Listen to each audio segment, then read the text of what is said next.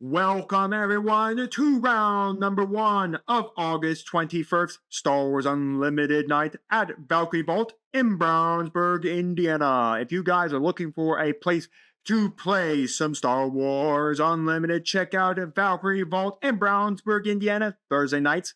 $5 entry, you walk away with your promo pack, or your Pop-Tart as a lot of people like to call it, and a pack of the current set, currently right now, Legends of the Force.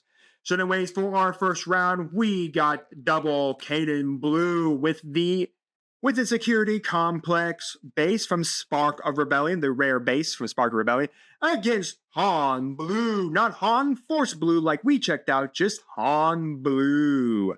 So anyways, before we jump into the game, let's discuss what we expect to see from these two decks. Han Blue is basically a mid-range spam body deck that can go into the late game as well. Han states on his front side action, the next unit you play costs 1 less, but you have to deal 2 damage to it. I think that doesn't sound too great, but the fact is there is Grogu from, of course, this set that can tap itself to remove 2 damage from any one of your units and place that 2 damage anywhere else, including your opponent's units as well. But what it allows you to do is allows you to spam out high-costed guys for 1 less of a cost, meaning that you ramp up your guys a lot faster. Han comes out on 5. He's a 3/6 that does the exact same thing on his backside action. The next unit you play costs 1 less, deal 2 damage to it. And then for Kanan Security Complex, Security Complex is an epic action. You can give a shield token to a unit, and then Kanan states on his front side action, pay 1, tap him. You can give a shield token to a creature or Spectre unit on his backside. When he flips for 6, he can get a +2/+2 as long as you have another creature out. So it's a very interesting, strange thing that he flips, and then he's kind of just different than his front side, where his front side's all about giving out shields, and his backside's more like he just gets buffed for having out a creature. So we have a control strategy, realizing, of course, a bunch of creatures and giving out shields to Spectres and creature units, while we have a mid-range strategy of body spam. So without further ado, let's jump into the game and see who will win it all here, as our opponents are fully ready to begin out the game here. So we'll see what we have. So anyways, Han is starting out the play here. We are going to figure out what we want to do. Once again, Han can reduce the cost of any one of those guys in his hand that are 3 costs to then bring them out 1 cheaper. So we're going to go for the outer rim. Comes in shielded and has the 2 damage markers on it. Kanan is just going to take the initiative here, and we're going to immediately move into the next round. So far, we've seen kind of what Han can do, and like I said, Han is a mid-range strategy that just wants to spam bodies out very fast, very quick. So anyways, we're going to go for Sabine's Masterpiece on the onto the board there. Once again, because as long as we have another blue unit, which this deck is mostly all blue, you can heal 2 damage off of your base. So anyways, we're going to see Han once again bring out the Inner Warrior. Why I think I like the Force Blue base better is because the Inner Warrior has more effect on why it's on the blue Force base, because they can come out and then burn the Force to heal damage off your opponent's base. So anyways, the Kanan player is just going to claim once again to then just have the initiative here with them. So another really good card here that we should see in this double Kanan Blue deck, like I played in mine, was Doom, a card I have not pulled once from LOF. I had to buy him. So I bought 4 the standard hollow versions of him. But what Doom states is on your regrouping phase, you can give an experience token to every non-vehicle unit, that is not himself. So basically, you just spam out a bunch of guys on the ground, and then you just give them all experience tokens, and then you go from there. So anyways, we're going to tap Han, bring out Baz for 1 less. Again, as long as you have the initiative, he does have Sentinel, but he also has Grit. So anyways, Sabine's TIE Fighter's Masterpiece is going to swing in, deal 3 damage against the blue base on Han's player side of it, and then heal off 2 damage because of having a blue unit, that i.e. being Doom. So anyways, we're then going to swing in the Outer Rim and the Inner Warrior. Again, Kanan does have the initiative right now, so if Kanan were to flip on 5, I know he doesn't flip on 5, but he does flip on 6. He does get his additional buff and does come out shielded as well, which is pretty nice. So he can pay 1 here to give Doom a shield just to protect Doom, because again, Doom is only a 2/7, so he's not exactly what I would call the hardest hitting 4-drop in a deck, but I mean, he can still hit. So anyways, we're going to swing the Sabine's Masterpiece once again in the sky. Unfortunately, the Han player really hasn't played really anything to help deal with the sky right now. We do see a force throw. Again, we do have a Jedi unit. It looks like we're going to force throw our opponent to figure out what they want to force throw out of their hand. Not exactly a great thing to see on yourself because, again, the Masterpiece could be killed here as well as Doom could be killed here. We are going to go for, of course, Ezra there. Ezra is on, I think on attack, you can give a experience token to a creature or to another Spectre unit. Anyways, we're going to go for Hondo Ohnaka coming in shield. And remember, he can steal upgrades from either side of the board and add them to another target. So he can technically grab those shield tokens off of like the Inner Warrior and the Outer Rim and give it. And also Doom will be giving it an experience token during the regrouping phase. So Han is going to tap himself. He's going to pay 1. We're going to immediately utilize the effect of the Security Complex to give a shield token to Doom. We do have a Poe Dameron coming down for 2 less, which is really good. Again, like I said, it's a mid-range spam body deck. That's exactly what it is. So we're going to pay 1. We're going to give a Doom on yet another shield just to concern ourselves with the fact that we need Doom not to just straight up die here. Again, the Security Complex is also only 25 health, so it doesn't do much. So anyways, we're going to smash off that shield off the Inner Warrior. Just knocking it out. The Inner Warrior is going to swing 4 damage and then another 3, then 3. So we're going to go for 10 altogether. There's 5 health left on that Security Complex base. I do not know how Kanan Jarrus is going to survive. And then anyways, we're going to give the experience token to Hondo Ohnaka from Doom during our regrouping phase. Again, it gives experience token to every other creature besides itself, or every other unit that's not a vehicle besides itself.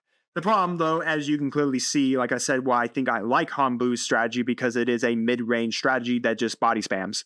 So anyways, we're going to reveal a card that's, I think, a completely different sleeve color to our opponent and then set it. I'm not exactly sure what that was all about. But anyways, we're going to have Hondo Ohnaka. First, Hondo Ohnaka is going to steal the shield from the... I don't know where did the shield go? Hondo Ohnaka steals the shield, and then it's going to go kill the Inner Warrior. Oh, right. The shield just gets straight up popped.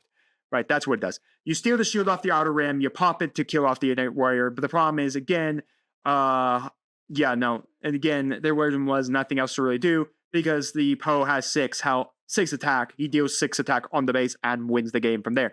So game 1 is going to go to Han Blue. Again, like I said, the nature of Han Blue altogether, it's a mid-range spam deck. You're just going to spam out a lot of bodies and punch your opponent in the face with those bodies and force your opponent to have to out all your bodies that you're playing at a very cheaper cost. So with that, let's move into game number 2. For game number 2 here, let us see what we have. Well, anyways, Han is going to start off with, and we're immediately going to go bring out a red 5, dealing 2 damage. It looks like Kanan has simply claimed the initiative here, so for nothing else to do. They might have just claimed for that first turn there as well, just nothing to do. Anyways, we're going to bring out Sabine's Masterpiece. We have 2 different space arenas right now. Not exactly what I would call normal, but we have red 5 in the ground arena. Anyways, Han to do the Inner Warrior, swinging 3 from red 5. I'm not exactly sure why. The player over here is a judge, so I'm not exactly sure why. But again, a lot of people here are friendly, so we just know that there's space units. Sabine can technically go and kill red 5 if she really wanted to. Anyways, we have the Inner Warrior. I think they were just talking about it. Yes, there we go. They caught that the red 5 is in the ground. Once the Inner Warrior comes out, you choose your 2 areas. I'm not so sure why Sabine's Masterpiece didn't go where red 5 was. Typically, yes, where the space units are right now is technically where they should go. But some players like to play it on the other side as well. So typically, whoever starts with the ground or the space usually then picks that field, and they usually go with it. So anyways, we're going to go for Vigilance. We're going to immediately kill off the Inner Warrior, then give a shield token over to Sabine's Masterpiece. That is really going to be nice there. Because again, well, there's no blue units, so Sabine cannot heal here. We're going to go for Han's effect. We're going to bring out Poe. Ooh, really good to see that on a 4-drop. So basically, Poe would typically be a 5. Now he is a 4, which is really good, the fact that you just get that so quick. So anyways, Sabine's Masterpiece cracking the shield to kill off red 5. We're going to see a Crate Dragon in the Han player's hand, as well as, of course, a Wrecker. So it's interesting what they want to do, both of which can come out way easier. The Crate Dragon can come out for, of course, the cost of 8, as well as Wrecker could come out for 5. So we are going to flip the Han here. So again, Han does flip on 5. So he is a little bit faster than Kanan. Kanan does have to flip on 6. So we'll have to kind of see here. We're going to go for the pay the 1, tap it to give an experience token to a Spectre unit. Sabine's Masterpiece is a Spectre unit. So anyways, we're going to then pay 2. We're going to deal the 2 damage to off of the Han's action effect. We're going to go for Ando Anaka, coming down, of course, with his good old shield there as well. So we do have Poe. Poe can swing, deal 6 damage, and then can use his effect if he decides.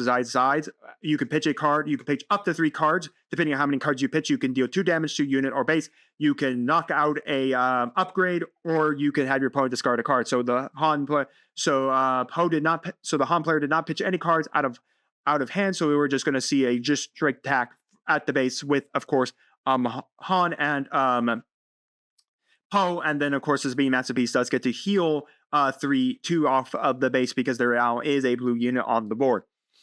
So we'll just have to kind of see what our Kanan player wants to do here. They do have plenty of really good creatures. Don't get me wrong. I mean, there are good creatures in the state of like Loth Wolf, Doom, as we saw from the first round. So like I said, it's a control strategy. You're going to sit here and you're going to control. We haven't seen the action from the security complex burned yet. We are going to go for Rival's Fall to immediately kill off the Poe Dameron, which probably is a good idea here. The problem is we do see Luke Skywalker, which does get to come out on 6 here with the 2 damage. The reason why I think I like Han from Shadows of the Galaxy is the fact that you could just cheap cost a lot of stuff. So anyways, we're going to bring that out. They should be at 6 health because this is when Kanan arrives out. So that Luke Skywalker should actually have 2 damage on him. There we go. We did catch it. So anyway, 3 damage from the Han here. We're going to go for the Sabine's Masterpiece. We're going to immediately be able to give the heal, the 2 damage there. Then we're immediately going to swing in the Kanan, knock out Luke because of not exactly. Oh, right. I think it's no, that doesn't buff heroic. Not exactly sure why that Luke died. Oh, no. It was Spectre, right. So Kanan gets his buff if there's another Spectre or another creature on the board. Sabine's Masterpiece is a Spectre unit. Right, so he gets his buff from creatures and Spectres. So that's how Luke got killed there. We just cracked the shield off of Kanan. Kanan is still getting his buff. Like I said, he's a 2/2. He gets a 2/2 buff from there. So 5 and then plus the 2 already dealt to the Luke Skywalker does equal the max amount of damage needed to kill off Luke. We're just going to go for the Rival Foes, immediately killing off Kanan Jarrus, so we just don't have to worry about it. We're going to go for the Luke Skywalker, giving -6/-6 to good old Han Solo. So that will kill off Han Solo as well, meaning that the action cannot be burnt this turn. So meaning that you can't reduce the cost that you really could, unless you had a 2 cost in your hand that you wanted to reduce by 1. So Sabine's Masterpiece to swing in another 3 damage, healing off 2 because we do own now another blue unit on the board. Now we also have Luke Skywalker, which can, of course, restore 3 on the play. We still know our opponent has a Krayt Dragon in their hand, so they can reduce the cost of the Krayt Dragon here because they're now going to be able, they should now be at 8. So, yep, Krayt Dragon coming down, dealing the 2 damage. Once again, Krayt Dragon, whenever your opponent plays a card, they then have to, you get to choose from the cost of that card where you want to put the damage, i.e., if they play a 6 cost card, you can choose to put 6 damage on their base or 6 damage on a unit. So Sabine's Masterpiece is going to swing in again, healing off the 2 damage. How exactly you deal with a 10/10 Krayt Dragon or now a 10/8 Krayt Dragon is going to be interesting because Luke Skywalker definitely isn't doing it. Alright, so we're going to go for Doom here because we played a card on the board. We do get to do 4 damage to something. So 4 damage to Luke Skywalker here. It looks like we're going to burn the epic action. We're going to put a shield on the good old Luke Skywalker here. I think Luke is going to go in. We're going to heal the 3. We're going to deal back 6 damage to the Krayt Dragon, popping the shield. The Krayt Dragon is left on 5, 6, 7, 8. So the Krayt Dragon is left on 2 health points left. We are immediately then going to give an experience token to the Luke Skywalker from Doom, because again, Doom gives it to non-vehicle units. So that Luke Skywalker is now a 7/8. He can kill the Krayt Dragon this turn. Krayt Dragon is able to deal back 10 damage. So the big question is, what do you want to do with it? You could go easily Wrecker here. You could do Wrecker, kill Luke before Luke gets to trigger. That way, then you'd force Doom to have to go kill the Krayt Dragon, so your opponent doesn't take the damage.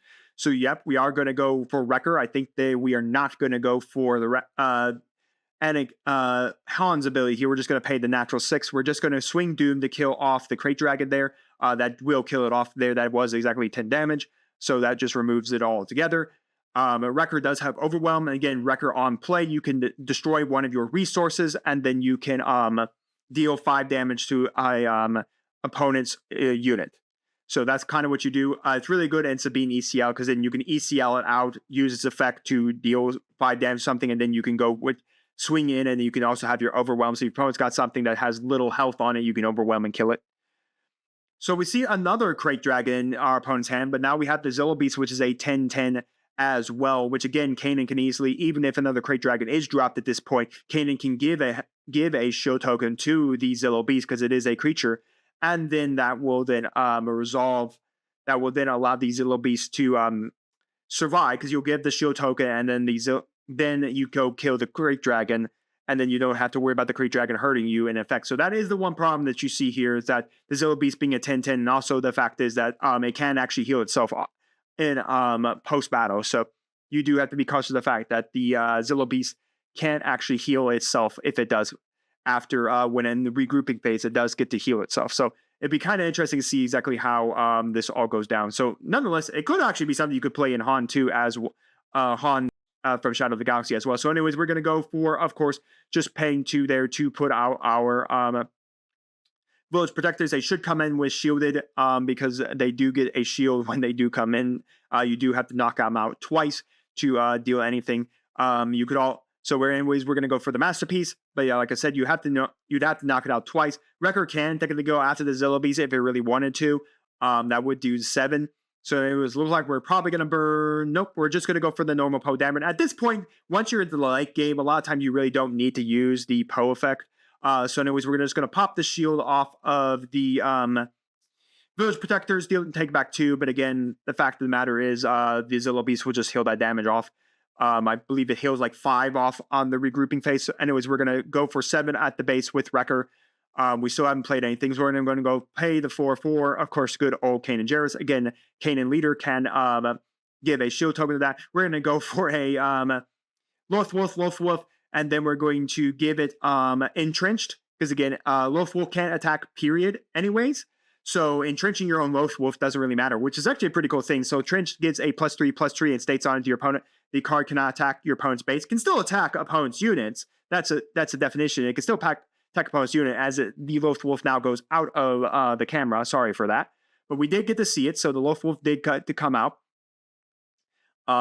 Sorry for going out of the cameras, out of the shot there, but we do know that there was a Lothwolf within Lothwolf that was does have an entrenched on it and does have a shield. So anyways, we're going to see Fel the Dragon to kill off that Zillobeast, so it's not a problem much anymore. We're going to drop another one. Why not, sir? Why not drop another mighty Zillobeast? We do see a Confiscate, and we do see a Krayt Dragon as well, so he could Han here if he has the 8 resource, but I don't think he does, because he paid 4 to do the Fel the Dragon. So we're going to go Confiscate. We are going to get rid of the shield off of the Lothwolf. That just means it can die to something. It is a 5/5. So Zillobeast to kill off the Village Protectors. Again, it will heal back to it will heal off the damage if it doesn't get killed here. Poe can technically swing as well. Oh no, wait, sorry.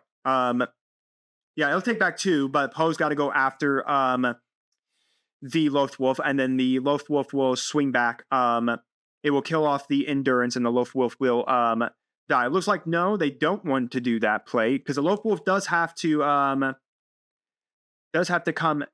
to be hit with Poe. So it looks like maybe it was just a pass on that one. So anyways, Sabine's Masterpiece to attack here, and then it's just a pass. So like Poe did not want to attack.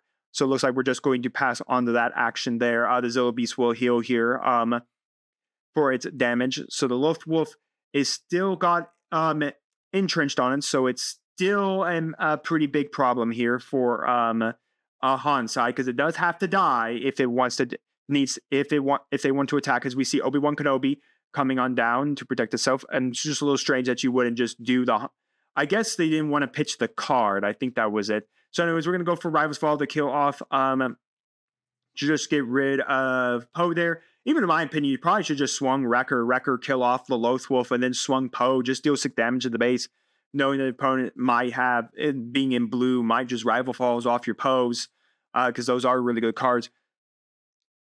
So Crate Dragon was shown, but there's really nothing looks like our opponent could really do. The Zilla Beast just kills off Obi-Wan. Even if you give the power to Wrecker just has to go after the 𝐒𝐓𝐀. And I mean, the sky is still being controlled by Sabine's Masterpiece. So yeah, I mean, heck, even Kanan can give a shield token to the Zilla Beast, so the Zilla Beast takes no damage from Obi-Wan. Or you can swing in after Obi-Wan and then give a shield token to the Zilla Beast. Zilla Beast heals, and then Wrecker would have to go through the shield. Even if you say play the Crate Dragon, because the Zilla Beast has a shield, the Zilla Beast can kill the Crate Dragon without any problem. Because again, your blocker's already dead, even if you do pump up Wrecker. And then you still have Kanan in the swing. You still had Sabine's Masterpiece, which was healing. At that point, the sky was being owned. And like I said, Zilla Beast killed the blocker. And then a Wrecker would have to go after the 𝐒𝐓𝐀. Nonetheless, we're going to that all-important game number 3. Here we go, folks, for game number 3. We're automatically going to start off with an A. We just paying the 2 there. We're going to put Hera down on the ground because, again, she is a Spectre, so she technically can get a shield token off of Kanan, and does have a Restore 1. That is the piloting Hera as well. Typically, you want to attach it to a vehicle, but nonetheless, it still doesn't really matter. You can still swing on the ground. That's why I think I like the fact that we have piloting units and the leaders, the fact that they can still come out on the ground, and they can be upgrades, which is pretty fun. Anyways, we're just going to go for the Han ability to play at the Inner Warrior, coming in shielded with 2 damage, coming down for a cost of 3. I still don't know why it's played in this blue strategy. To me, it'd make more sense if you're playing the Force Blue base. But nonetheless, I mean, it's still a 4/4 shielded, so I mean, that's still a good body to bring down. And like I said, if you do get Grogu down on the ground, you do have the ability to have Grogu then remove that 2 damage and put it somewhere on your opponent. So then you have a 4/4 shielded with no damage on it. So it'll be very interesting to see exactly what we want to do here. So anyways, we're just going to go for Ezra Bridger. Once again, on attack, Ezra can give an experience token to another creature or Spectre unit on the board, which does mean that you can start giving experience tokens to Hera to buff up her attack as well. So anyways, we can swing in 3 damage with the A-Wing. One of that will be healed off when Hera swings in for her attack. Or, of course, you can just simply claim. So we are going to go swinging in the A-Wing. We're going to do 3 damage. Again, A-Wing does get a raid 2 on its attack. We're going to go for Hera, dealing 2 damage to our opponent's base and then healing back 1. And then pretty much it's back on our Han player, which probably at this point we just claim. There's nothing really else you can do. The Inner Warrior can't do anything or anything like that. So anyways, we're just going to... looks like the Han player did claim, and then we're just going to burn the security complex so that we can immediately give a show token to Hera just to protect Hera.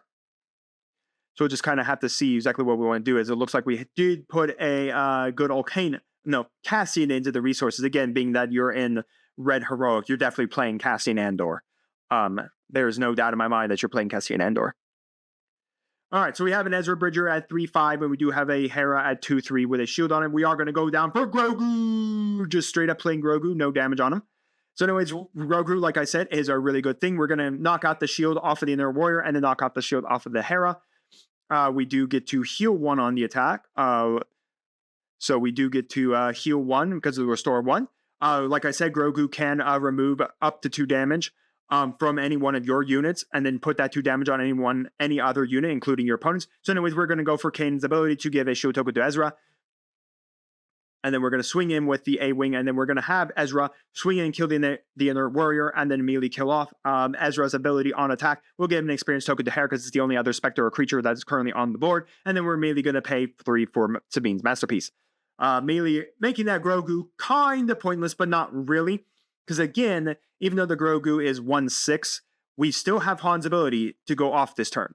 Han can still easily play a unit out for its action, for its tap 1, pay 1, and then immediately be able to bring that unit out for cheap to allow it to basically allow then Grogu to do its effect. So anyways, we're just going to awaken Han here on his 5. It's a 3/6. He could still burn the action to burn the action to bring someone out cheaper. So anyways, we're going to go for Obi-Wan Kenobi. We're going to put down 2 damage on Obi-Wan Kenobi here. Again, Grogu can remove that 2 damage and put it on anyone else on the board, which means that Sabine's Masterpiece can technically die here. Sabine's Masterpiece, of course, took out the A-Wing, took back 1 damage, healed the base for 2, because we have out a blue unit.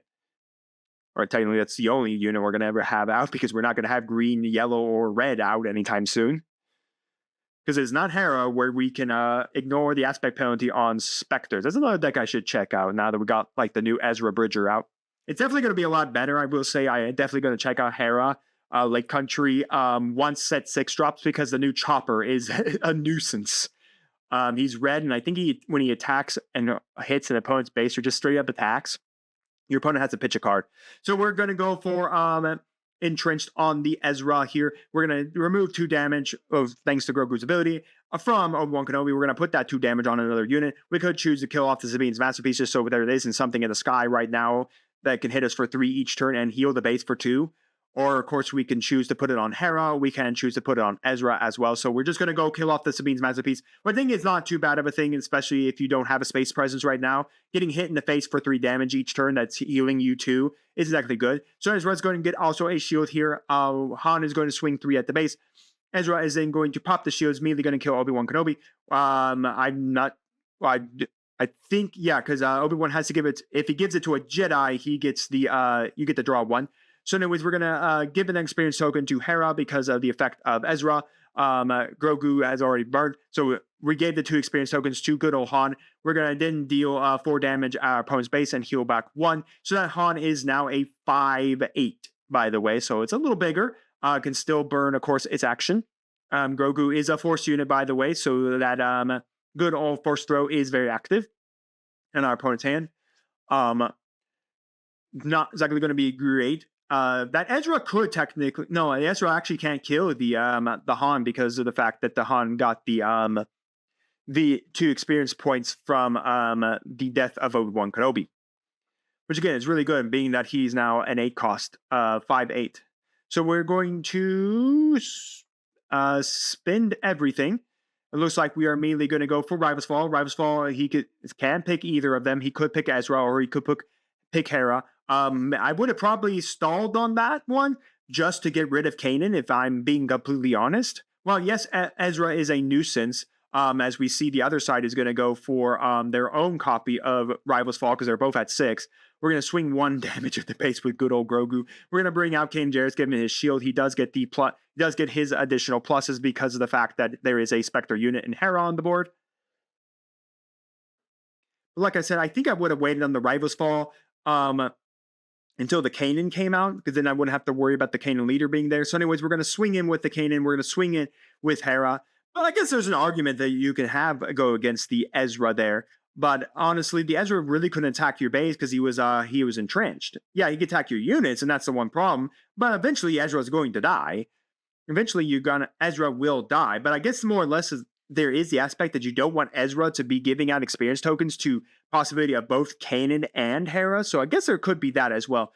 But then there's also a possibility you have another Rival's Fall on your hand, or another way to kill off Kanan Jarrus. But the problem is, until the removal of Hera, he's constantly getting his buff on his awakened side. So anyways, we are going to go for the spending of 2. We are going to go for Luke Skywalker, dealing 2 damage to it. What are we going to give the -3/-3 to? Because, again, something hasn't died this phase, so you can't do that. But not that it really matters. You do know that Grogu can come out. So we're just going to go for immediately. We're going to entrench Grogu, so that does immediately rest him. Does turn him into a 4/0, because Entrenched does give a -2 to his attack. Grogu has no attack. So yeah, that's kind of what you were planning on doing. You were going to use, you're going to have Grogu rest, and then remove the 2 damage off of Luke Skywalker so they could do stuff. So the big question is, where did he put that -3 that Luke came out with? He didn't gesture to it, so we'll just have to kind of find out, because Hera is technically isn't capable of killing Luke. Kanan is. So Kanan's going to pop the shield there, dealing off the damage. Hera's going to kill off. So both of them must have been able to kill it off. So what did they give the -3 to? Because Hera was able to kill off Grogu, and Kanan was able to kill off Luke. So where did that -3 go? I don't know, because typically when he's played, he does get to give out a -3. That is part of his effect altogether. So we're going to resource here, and this definitely looks to be more now and going into the favor of the Kanan side at 7 damage on the complex. Force throw there isn't working how you thought, son. But yeah, I mean, that's the one problem. He did reveal the force throw. He knows what's going to coming. There is a Yoda coming down. The problem now is that your opponent, because you revealed the force throw, you automatically know that there is a force throw in your opponent's hand. So you're just going to have the Hera kill off the Yoda. Then the Yoda is going to get the draw one. And then a heal should have happened there on the base because of Hera's restore. And then you're going to be able to go for, again, Baz only gets initiative, only gets his Sentinel while you have the initiative. So it did look, so the Han player does have the initiative here. So that does seem that the Sentinel is active. Again, Baz has grit as well. So right now he is swinging for 4. He is going to swing back for 4. We are going to play a card outside my camera. So sorry for that one. Thought I had a good camera view this time. So anyways, we're going to swing in. We're going to deal back 4 damage back to Baz. We will on Kanan from Baz, and Baz, of course, will be knocked out there by Kanan because, again, he's still getting his buff from the fact that there's a Spectre. Oh, it's an Ezra. There it is. I see a little small clip of the art, and I automatically know because it's the Space Whales and Ezra's card art. So we have an Ezra out that side of the camera's area of focus. So we'll just kind of have to see what exactly we're going to do with all that. So we have an Ezra, a Kanan, a Loth Wolf that has got Sentinel that can attack, and then you have the Hera. So it's going to be kind of interesting what exactly our Han player wants to do here, because it looks like the game is gone towards double Kanan Security Complex. We're going to go for, of course, the good old, unfortunately, that isn't going to work. They were trying to fail the dragon on Hera, but you fail the dragon is 5 or greater H attack. Unfortunately, Hera is at 4. If she had 1 more experience token on her, maybe. So we're just going to naturally bring out the inner warrior here. Kanan is just going to swing in and then deal a good ton worth of damage here. I believe he should be dealt 5 because he gets a +2/+2 because we still have a Spectre. We have 2 Spectres and 1 creature on the board. Han has not burned his ability just yet. But the problem that we have is that there's really just nothing in our Han player's hand that does anything. The Hammerhead can deal 2 damage to something. So the Hammerhead is going to come down. We are going to be able to do 2 damage. I would have done it on... No, the Hera actually is it's a 5. So it would have killed the Hera. So there comes the 𝐒𝐴𝐵. And yeah, I mean, there's nothing you could really do there. The Han player just scoops it up because... I guess they could have claimed, well, let's see. Hera does 4. Ezra does, no, because, no, you actually can force that game to be over that turn, the next turn. So what you do is you go Ezra, swing on base, deal 3 damage, claim an experience token onto Hera. Hera then swings for 5, and then heals. And because you still have a 𝐒𝐴𝐵 out, basically that doesn't really matter. So that would have been 8 damage right there. Hera, Ezra, and the 𝐒𝐴𝐵 kill you. So there's nothing our opponent can even do to really kill them. There'd be no way to stop it. The Inner Warrior can't do anything. Even though the Dragon can't do anything because at any point, the 3 major bodies that are on the board kill you. So the game goes to Kanan Security Complex. Not exactly what I would have thought for Kanan Double Blue, but still a neat concept. I like that the Security Complex giving shields to things that are very important and then using those shields to run into your opponent's body so you control. Like I said, it's a control strategy. That's what Kanan wants to be. He wants to be control while he's in Double Blue. You have Vigilance, Rivals Fall, in this case, handing out shields and punching stuff. So his control gets a good mid-range. And we saw Han do its mid-range. It was game 1. Unfortunately, we just saw after that Kanan was just able to counteract the mid-range by just controlling it. And then once Kanan started getting into its late game, 𝐒𝐴𝐵, the Loth Wolves, and we saw there, like, in this game, it's just like, bring out Hera, equip Heras, and then, like, even I wouldn't think about entrenching my own stuff, but, like, entrenching a Loth Wolf to make it even bigger on its swing, and all that is pretty neat. But yeah, nonetheless, it was a good game overall. But you guys should let me know down in the comments your thoughts on the gameplay. If I missed anything in the gameplay at all, let me know your thoughts on the decks. If you tried out Kanan Double Blue or Kanan Security Complex, maybe this Kanan deck has inspired you to try Security Complex in your Kanan build. And Han Blue and Han Blue, let me know your thoughts. Do you think that Han is past just using a monocolor base? Because I feel like Han right now is either in green or blue. But let me know all that down in the comments. And while you're commenting, do make sure to like the video, subscribe to the channel, and ring the bell so you get notified when my videos go live for you. I will see you next time. I'm on Dragons, TCG.